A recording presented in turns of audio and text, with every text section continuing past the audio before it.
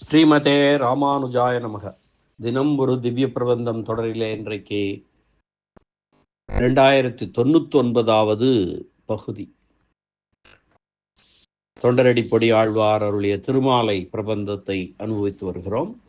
அதிலே இன்றைக்கு நாம் இணைந்து அனுபவிக்க இருக்கக்கூடிய பாசுரம் 31ஆம் பாசுரமாகும்.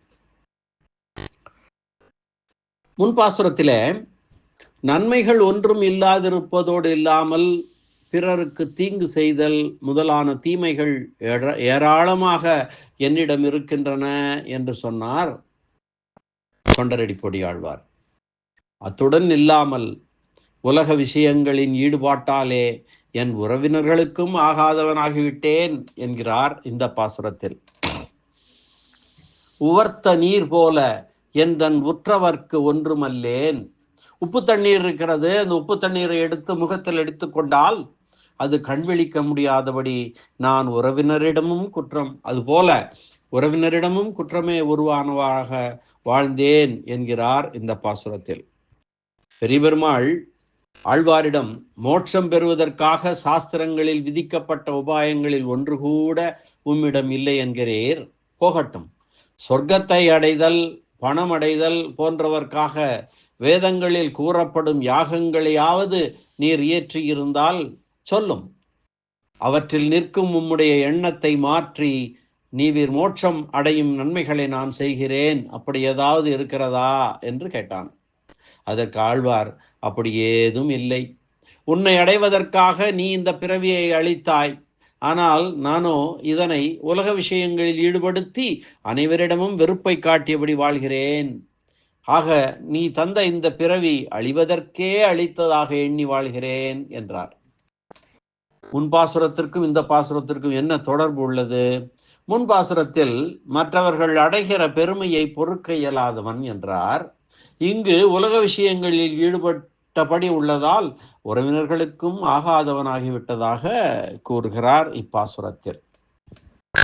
தவத்துளார் தம்மில் அல்லேன், தனம் படைத்தாரில் அல்லேன். உவர்த்த நீர் போல எந்தன் உற்றவர்க்கு ஒன்றுமல்லேன். துவர்த்த செவ்வாயினார்க்கே துவக்கு அற துரிசன் ஆனேன். அவத்தமே பிறவை தந்தாய் அரங்கமா நகருளானே.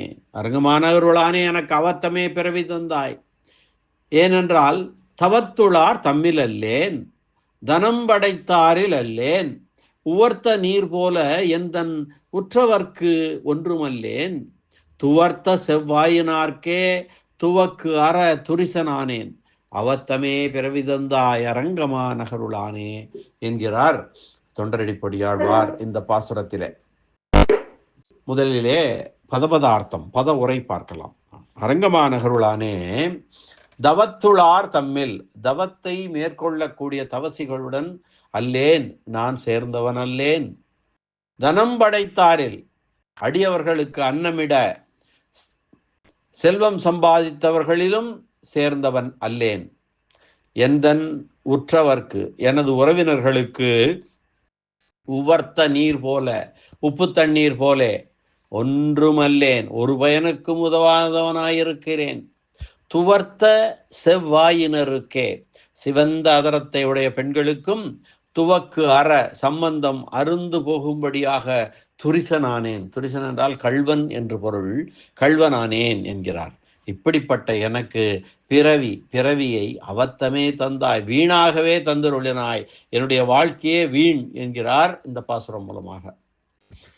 அரங்கமா நகருளானே, தவத்தை கொள்வோருடன் நான் சேர்ந்தவன் அல்லேன். அடியார்க்கு உணவிடுவதற்காக, அன்னதானம் செய்வதற்காக செல்வம் சேர்த்தவர்களிடத்தும் நான் இல்லை. என் உறவினருக்கு உப்பு தண்ணீர் போல ஒன்றுக்கும் பயன்பட உதவாதவனாய் நான் இருக்கிறேன்.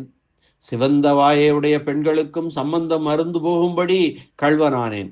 இப்படிப்பட்ட எனக்கு பிறவியை வீணாகவே தந்தருளினாய் என்பதாக இந்த பாடலின் பொருள் அமைந்திருக்கிறது. இனி வியாக்கியான சக்கரவர்த்தி பெரியவாச்சான் பிள்ளையினுடைய உரையினை பார்க்கலாம். தவத்துளார் தம்மில் இல்லேன், தவத்துளார் தம்மில் இலேன். பிருகத் உபனிஷத் சொல்கிறது, யஜ்ஞேன தானேன தபசா அநாசகேன. பரமாத்மாவை யஜ்ஞம், அதாவது யாகம், தானம், தவம் போன்றவை மூலம் காண விரும்புகின்றனர் என்று மோட்ச உபாயமாகவே தவத்தை வேதங்கள் முழங்கின. மோட்சத்தை விரும்பி தவம் செய்பவர்களின் கூட்டத்தில் சேராமல் இருப்பதோடு சொர்க்கம் முதலான பலன்களை விரும்பி தவம் செய்பவர்களின் கூட்டத்திலும் சேராமல் இருக்கிறேன். இது மட்டுமல்ல, ஏதோ ஒரு தவம் செய்ய தொடங்கி அது தடைப்பட்டதன் காரணமாக பிராயசித்தம் செய்தபடி உள்ளவர்களின் கூட்டத்திலும் சேராமல் இருக்கிறேன். ஆக எந்த விதமான தவங்கள் இயற்றுபவர்களாக இருந்தாலும் அவர்களுடன் சேராமல் இருக்கிறேன் என்கிறார். தனம் படைத்தாரில் அல்லேன். நல்ல விஷயங்களுக்காக பணத்தை செலவிடும் போது அந்த பணத்தை லௌகீகமாக கூறாமல் புருஷார்த்த சாதனமாக கூறுவர். இதனை பிருஹத் உபனிஷத் யஜ்ஞேன தானேன, அதைத்தான் ஏற்கனவே பார்த்தோம். யஜ்ஞேன தானேன தபசா அநாசகேன என்று சொன்னதல்லவா, அதை பார்த்தோம். யஜ்ஞத்தாலும் ஞானத்தாலும் கீதை சொல்வது யஜ்ஞோ தானம் தபச்சைவ பாவனானி. யஜ்ஞமும் தானமும் தவமும் தூய்மைப்படுத்த வல்லவை என்று கீதையிலே கண்ணன் எம்பெருமான் 18:5 சொல்லுவான். 17:5 தத்தானம் சாத்வீகம் ஸ்மிருதம், அந்த தானம் சாத்வீகம் என்று கூறுகிறது என்கிறார். தைத்திரிய உபனிஷத்தும் யயாக யாச வித்யா பகவன்னம் பிராப்னுயாத், அதாவது ஒரு வழியில் ஏதாவது ஒரு வழியில் அதிகமாக ஈட்ட கடவன் என்று நல்ல விஷயங்களுக்காக செலவிடும் பணத்தை தவறான வழிகளிலும் ஈட்டலாம் என்று தைத்திரிய உபனிஷத் சொன்னது. இப்படியாக பணத்தை ஈட்டுபவர்களின் கூட்டத்திலும் நான் இல்லை. இப்படியாக பணத்தை ஈட்டுபவர்கள், அதாவது தவறான வழிகளில் கூட பணத்தை ஈட்டுபவர்கள் கூட்டத்திலும் நான் இல்லை. திருமங்கை ஆழ்வார் போன்றவர்கள் இப்படி அல்லவோ செய்தனர். இப்படியாக தவம் மற்றும் தானம் ஆகிய இரண்டும் இல்லை என்றாலும் கீதை சொல்வது போல யத்து பிராத்யுபகாரார்த்தம் பலமுத்திஷ்ய வாபுனக, பிரதி உபகாரத்தை எதிர்பார்த்தும் பலனை எதிர்பார்த்தும் அளிக்கப்படுகிறது என்று சொல்லும்படியான ராஜசதானம், அல்லது கீதையிலே 17:22 சொல்லப்பட்டபடி அசத் கிருதமவஜானம், அசத் பாத்திரங்களுக்கு அளிக்கப்படும் தானம் என்னும்படியான தாமச தானம், அல்லது இவர் பெரிய வள்ளல் என்று பெயர் பெறுவதற்காக செய்யப்படும் தானம் ஆகிய இவையாவது உண்டா என்றால் அவையும் தம்மிடம் இல்லை என்கிறார். எந்த ஒரு காரணத்திற்காகவும் தானம் செய்வது இல்லை நான் என்று சொல்கிறார். இவை இரண்டும் இல்லை என்றால், தவமும் இல்லை தானமும் இல்லை என்றால், உறவினர்களுக்கு உதவியாகவாவது சில பேர் இருப்பார்கள், அப்படியாவது உண்டா என்று கேட்டால் இல்லை என்கிறார். உவத்த நீர் போல எந்த நுற்றவர்க்கு ஒன்றுமல்லேன். உப்பு நீரை எடுத்து முகங்களினால் அது கண்களை திறக்க விடாமல் செய்வது போல கண்கள் எரியும் அல்லவா, உப்பு நீரிலே முகங்கள்வினால்.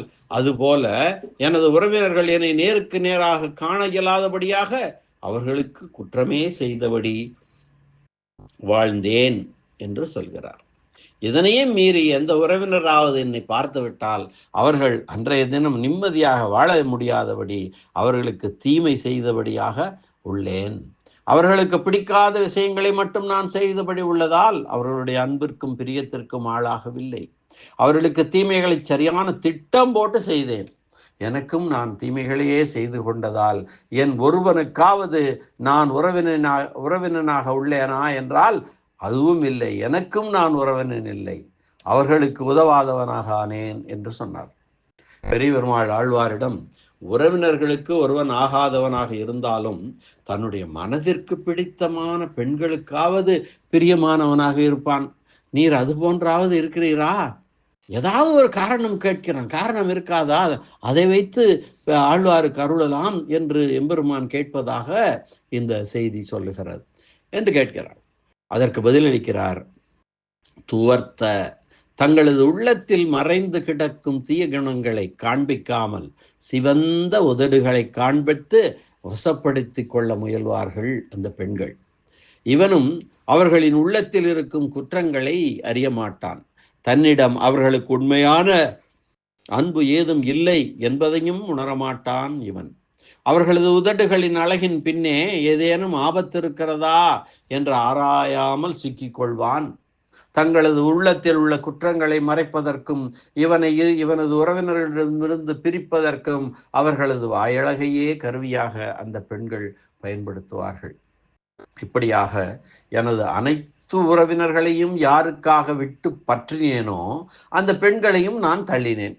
அதாவது அவர்களுக்கும் நான் தீமை செய்த காரணத்தினால் இவனுடனான தொடர்பை நாம் அறுத்து கொள்ள வேண்டும் என்று அவர்கள் முடிவு செய்யும்படியாக எனது செய்கைகள் இருந்தன.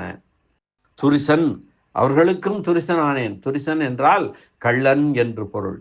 ராமாயணம் தேன சாஸ்மய வானிதக தேன சாஸ்மியவத மானிதக, ராவணனாலும் அவமதிக்கப்பட்டேன்.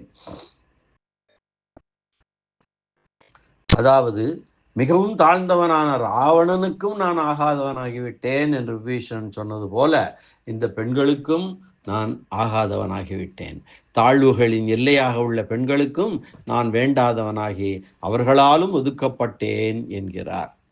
அவத்தமே பிறவி தந்தாய். இப்படியாக பல கோணங்களில் ஆராயும் போது நீ எனக்கு அளித்த இந்த பிறவியானது பயனற்று போய்விட்டது என்றே கூறலாம். இங்கே ஒரு கேள்வி எழலாம். தன்னுடைய முற்பிறவி கர்மங்களின் காரணமாக வந்த தாழ்வை, அந்த பிறப்பை அவன் அளித்ததாக இவர் எப்படி சொல்லலாம்? கர்மத்தில் ஸ்வரூபம் என்ன, தன்னுடைய ஸ்வரூபம் என்ன என்பதை உள்ளபடி இவர் அறிந்தவர் என்பதாலே இப்படியாக சொன்னார் என்று உரையாசிரியர் விளக்கம் அளிக்கிறார். கர்மம் என்பது ஜீவனது சொரூபத்திற்கு ஏற்ற பலனை அடைய இயலாதபடி ஈஸ்வரன் செய்கின்ற தடைகளே ஆகும். ஜீவனால் ஏற்படக்கூடியது, தள்ளப்பட வேண்டியது என்றுள்ள அனைத்தும் ஈஸ்வரனுக்கு வசப்பட்டவை என்று கூறலாம்படியாக ஜீவனின் ஸ்வரூபம் உள்ளது. எம்பெருமான் ஜீவனை பார்த்து நான் உன்னை பொறுத்தேன் என்று கூறினால் அந்த நொடியிலேயே கர்மம் அகலக்கூடியதாகும். கீதையிலே கண்ணன் சொல்லுவான், ததாமி புத்தி யோகம் தம், என்னை அடைவதற்கான யோகத்தை நானே அளிக்கிறேன், ததாமி அளிக்கிறேன் என்று கூறுவதற்கேற்ப ஜீவனுக்கு நல்ல புத்தி உண்டாக்கி இவனை நல்ல வழியில் அழைத்து செல்ல வேண்டும் என்று ஈஸ்வரன் எண்ணிவிட்டான் என்றால் அவனை தடுக்க யாரும் இல்லை. இதனை இவர் அறிந்தவர் என்பதால் வீணான பிறவியை அளித்தார் என்று சொல்கிறார் ஆழ்வார். தனது குழந்தை கிணற்றிலே விழுகின்ற போது அதனை தாய் தடுக்க வேண்டி இருக்க வேடிக்கை பார்த்து கொண்டிருந்தால் தாய் குழந்தையை கிணற்றில் தள்ளினாள் என்று சொல்வார்கள் அல்லவோ, அதுபோன்றே இங்கு இவர் கூறுகிறார் என்கிறார் உரையாசிரியர். அரங்கமா நகருளானே, சாஸ்திரங்களால் திருத்த இயலாதபடி கர்மங்களில் வசப்பட்டு அது இட்டு செல்கின்ற உலக விஷயங்களை அனுபவித்தல் என்னும் பாதையில் ஒருவன் செல்லக்கூடும். இப்படிப்பட்டவர்களை தனது அழகாலும் எளிமையாலும் மீட்டு தனது கைங்கரியத்தில் ஈடுபடுத்திக் கொள்வதற்காக அல்லவோ இவன் திருவரங்கம் பெரிய கோயிலிலே கண் வளர்கிறான் என்று கேட்கிறார் ஆழ்வார் இந்த பாசுரத்தின் மூலம்.